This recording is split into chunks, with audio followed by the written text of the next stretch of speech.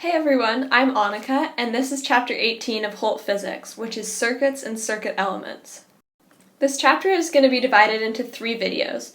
First, we'll look at schematic diagrams and circuits. Second, I'll go over resistors in series or parallel. And finally, we'll move on to complex resistor combinations.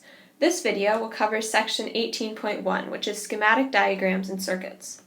A schematic diagram is a representation of a circuit that uses symbols to represent its components. So in other words, it's a simple way of sort of drawing and explaining how a circuit is set up. There are certain symbols that we'll be using in these diagrams to display certain parts of a circuit. The first is for a wire. This is a straight line, as you can see on the right side. For a resistor or a bulb, we use a straight line with kind of a squiggly part in between it to represent the resistor. A plug is a circle with 2 lines in it, where one is longer than the other. A battery is, again, a set of 2 lines, kind of similar to the plug, where the longer line represents positive, the side of the battery, and the shorter line is the negative side. If there are multiple batteries, as I've drawn over here, you just draw a row of repeating batteries to show how many there are. For a switch, it can be either open or closed. An open switch would have the line sort of separated from the line that it's connected to show that it's open, and a closed switch would be completely connected, almost like part of the wire. Finally, we have a capacitor, which looks very similar to the battery symbol, but with 2 parallel lines that are the same length. So we'll be using these schematic diagrams to show electric circuits. An electric circuit is a set of electrical components that's connected so as to provide a path for the movement of charges. In other words, it's a way for current to flow through these materials. Electric circuits can include batteries, light bulbs, switches, or any of the other items I showed how to display on the last slide.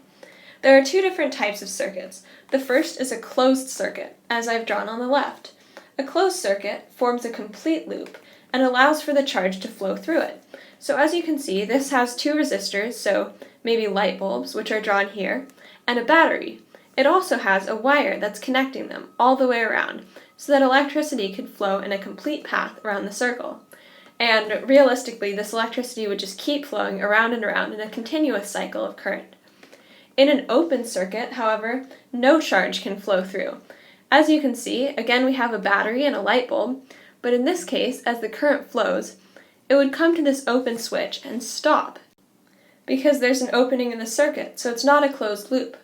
An open switch would signify that the light is off, whereas a closed switch would turn the light on. In a circuit, the potential difference and electrical energy are provided by EMF, or the electromotive force for the circuit. This refers to the material that's causing current to flow through the circuit. So, for real-life examples, it could be either a battery or a generator. Essentially, any device that increases the potential energy of the circulating charge is known as an EMF. So as I mentioned before, one type of EMF that a circuit can have is a battery. Batteries have 2 terminals, the positive and negative ends of a battery. They also come with a terminal voltage, or delta V, which is the potential difference across the battery's terminals. So essentially, how much voltage the charge acquires as it moves across the battery. As the current continues to flow through the circuit, it will meet various resistors, such as the light bulb that I have drawn here, and continue to flow around. This means that as the current flows, there is some energy dissipated by the rest of the circuit. So, in order for the circuit to work, terminal voltage must equal the energy dissipated by the rest of the circuit. In other words, the energy added by the battery will equal the energy taken away by the resistors, so that the current can continue to flow in a constant cycle. Here are some practice problems with schematic diagrams and circuits. Number 1. Identify the elements of the circuit based on the schematic diagram below.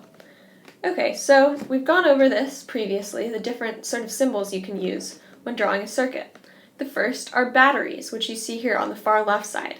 This circuit would have 3 batteries, because I've drawn 3 sets of shorter and longer lines. Over here you see there are some resistors also in this circuit, which I've drawn with squiggly lines. Those would be 2 light bulbs or any other kind of resistor that might be added to a circuit. Finally, on the far right, we have a switch. And then they ask, is the circuit open or closed?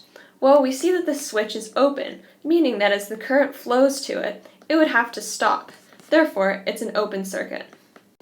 Number 2. In which of the following circuits would there be no current? So we know that there's no current in a circuit that's open, because current can't flow all the way around in a complete circle. So let's look at these various setups for circuits.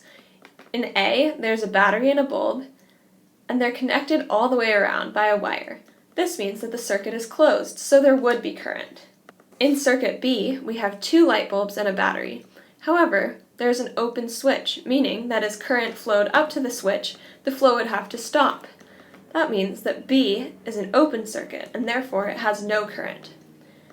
C also has a light bulb and a battery, sort of similar to A, and it also has a switch, which happens to be closed, making it easy for current to flow all the way around. That means that C is a closed circuit, and it does have current. Finally, we have D, which essentially looks like a partial circuit. Here we have a battery and a bulb, but the wires aren't even connected to allow for the flow of charge. Therefore, there's no current in circuit D. Number 3. If the potential difference across the bulb and a flashlight is 3 volts, what is the potential difference across the batteries used to power it? So I explained before that the potential difference across the source of EMF in a circuit will always equal the energy lost throughout the rest of the circuit. In this case, we've learned that the potential difference across the bulb, which is the energy lost, is 3 volts. So the potential difference across the batteries must also equal 3 volts to make this circuit work properly.